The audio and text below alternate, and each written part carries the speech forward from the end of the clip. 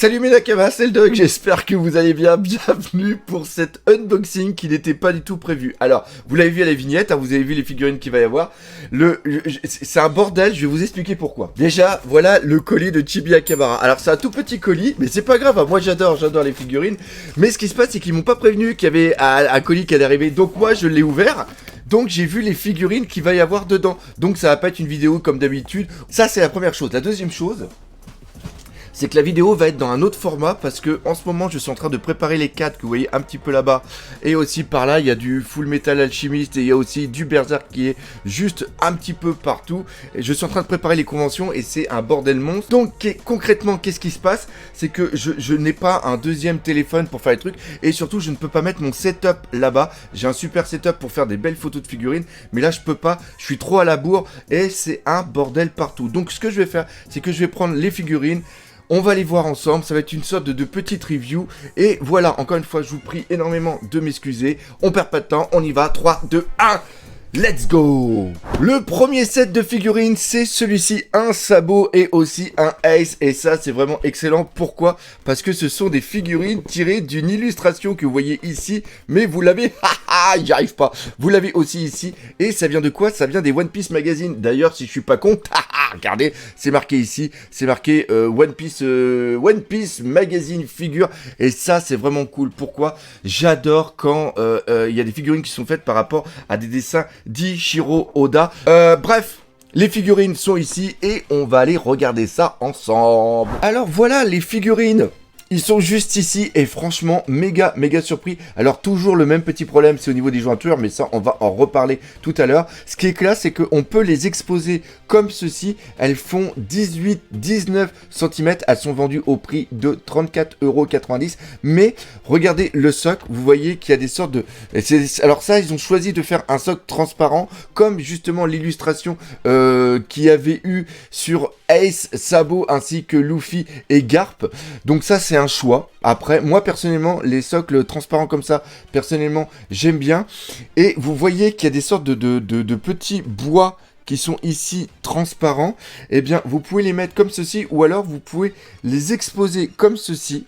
Voilà. Et ça reprend l'illustration qu'il y a. Et là, d'ailleurs, il y a une sorte de petits trucs qu'ils auraient pu faire. Je suis dégoûté qu'ils ne l'aient pas fait. C'est tout simplement que sur l'illustration, on voit qu'il y a un chien et ils n'ont pas mis le chien avec. Pourquoi je trouve que c'est dommage? Parce que franchement, ils sont super classe et les fous comme les membres par exemple de la Krusty Crew, eh bien, ils auraient pu refaire carrément un diorama qui reprendrait l'illustration et le chien, ça a été vraiment classe qu'ils le fassent. Peut-être même en 2 parties. Pourquoi pas pour vraiment acheter les 2 figurines et... Franchement, elles sont classe. Alors, comme je vous avais dit, il y a toujours les jointures qu'on peut voir au niveau du bras ici, ainsi que ici. D'ailleurs, mettez d'abord les katanas au niveau de la ceinture et vous voyez que le système de ceinture par contre il est très bien fait. C'est un petit truc sur l'arrière qui s'enlève pour pouvoir mettre les katanas et après le reclipser. Après on remet le bras par dessus. Par contre les bras sont quand même assez chiants à mettre. Mais ce que j'apprécie beaucoup c'est la figurine. La figurine est classe. Ça fait du bien de voir un Ace autrement que la tenue habituelle qu'on a d'habitude de le voir.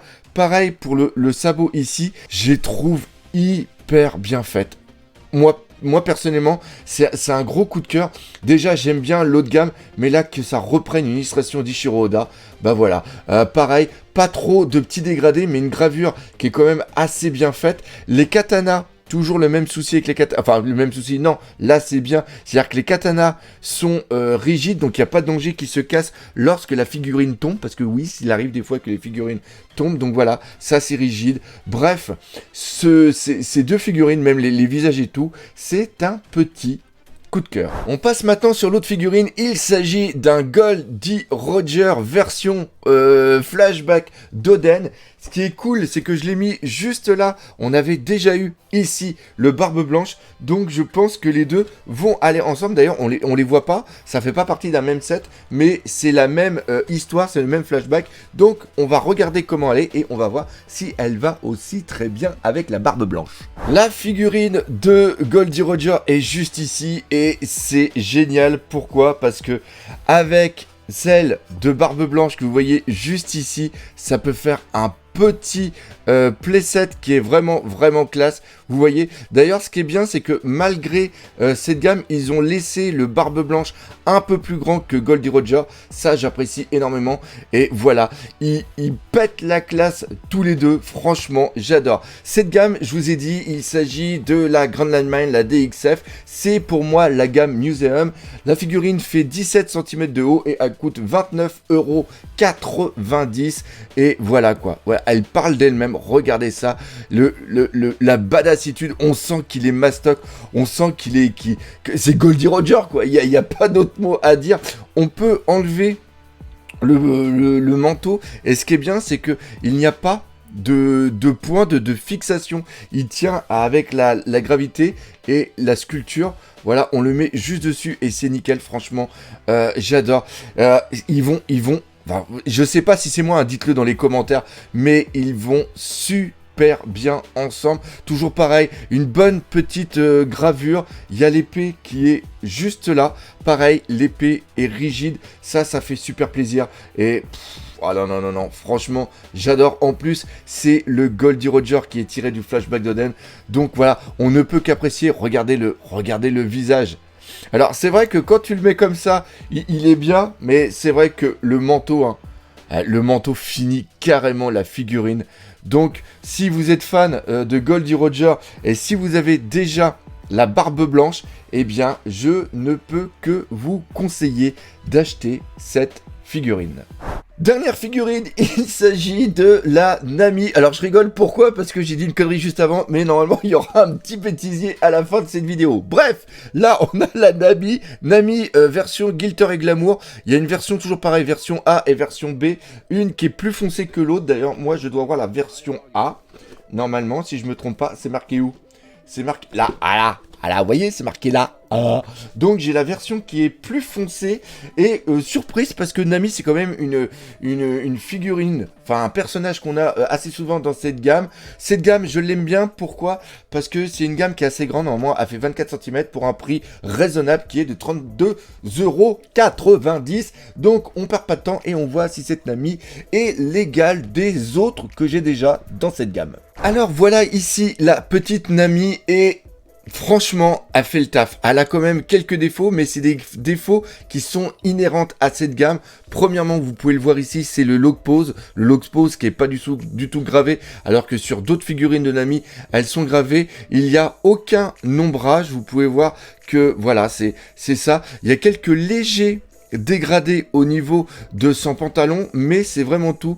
Il y a par contre un beau mouvement dans les cheveux. C'est une figurine qui reprend la Nami au niveau de Shabundi quand on a le retour, ou alors tout simplement à l'île des hommes poissons. Et c'est sûr que cette figurine, qui je le rappelle fait 24 cm de haut pour 32,90 €, ne tient pas la comparaison par exemple avec celle-ci qui est une grandista. Et justement il me semblait bien que j'avais vu Nami avec les lock poses qui étaient en relief et que dedans il y avait des petites aiguilles que vous pouvez voir juste ici. Et d'ailleurs là c'est la version, je viens juste de m'apercevoir que c'est peut-être la version justement Shabundi quand ils n'ont pas encore le lock pose avec les 3 directions. Alors, cette figurine-là, vous pouvez voir qu'elle est plus grande. Elle fait 28 cm de haut, mais ça, c'est une grandista. Et celle-ci est à 49,90 €, si mes souvenirs sont bons. Donc, vous voyez quand même qu'il y a une sacrée différence entre les deux. Mais, encore une fois, pour le prix, et c'est ça qui est vraiment très important, c'est-à-dire que là vous avez une figurine qui fait 24 cm de haut pour 32,90 €, alors que ça c'est normalement le prix des figurines qui font entre 17 et 20 cm.